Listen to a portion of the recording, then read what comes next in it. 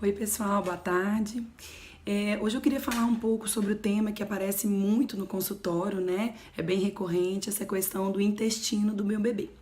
E assim, às vezes o intestino prende, às vezes o intestino solta, né? Ele é diretamente ligado com a questão emocional da criança. Então eu trago agora assim algumas dicas, algumas orientações sobre esse assunto, tá? Bom, primeiro, assim, bebês que são amamentados exclusivamente no peito podem ficar até 10 dias sem evacuar, né? O leite materno ele é muito rico, então ele é absorvido 100% às vezes pelo intestino do bebê. Então pode acontecer desse bebê ficar um tempão sem evacuar.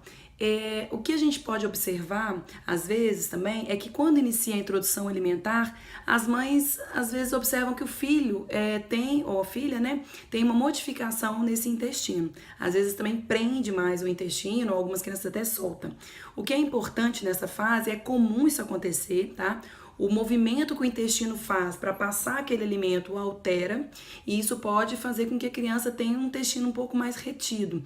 É fundamental nessa fase da introdução alimentar, então, agregar junto ao alimento oferecido nos intervalos água. Então, tem que dar água para essa meninada quando a gente começa a oferecer outros alimentos a não ser o leite materno.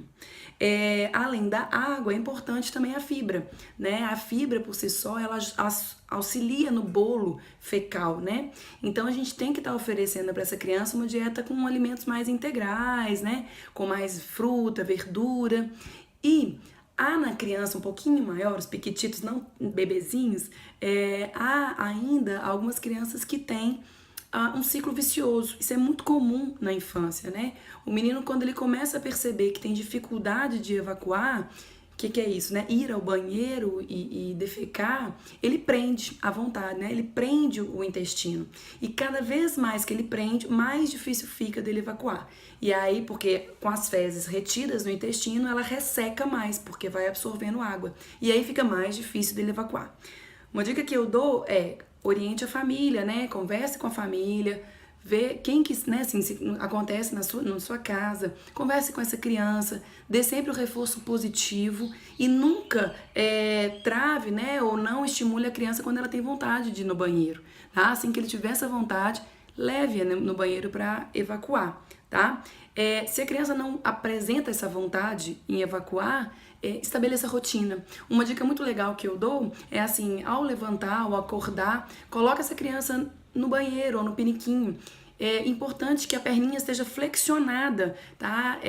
Muito cuidado quando a gente coloca a criança, né? Às vezes no redutor, no vaso, e aí não coloca um banquinho, para aquela criança tem que contrair mesmo, flexionar a perninha para auxiliar no movimento evacuatório, tá? Então, além da gente utilizar o piniquinho, a rotina desse piniquinho, a gente também pode levar logo após as refeições, principais refeições. Existe um reflexo que a gente chama gastrocólico, que logo após a refeição, 5 minutinhos, depois a 10, a gente leva essa criança também para evacuar, tá bom? Sobre o intestino preso, são essas um pouco das dicas, e fundamental para fechar, ter paciência e empatia. Esse momento para a criança é muito constrangedor e realmente causa dor, né? Quem aqui nunca teve intestino preso não sentiu dor ao evacuar? Então, nesse momento, converse com o seu filho, acolha o seu filho e tenha paciência, tá? Estudos mostram que a remissão dos sintomas de intestino preso podem acontecer de 6 a 12 meses de tratamento. Então, realmente, a gente tem que ter paciência, tá bom? Era isso, pessoal. Obrigada e beijo.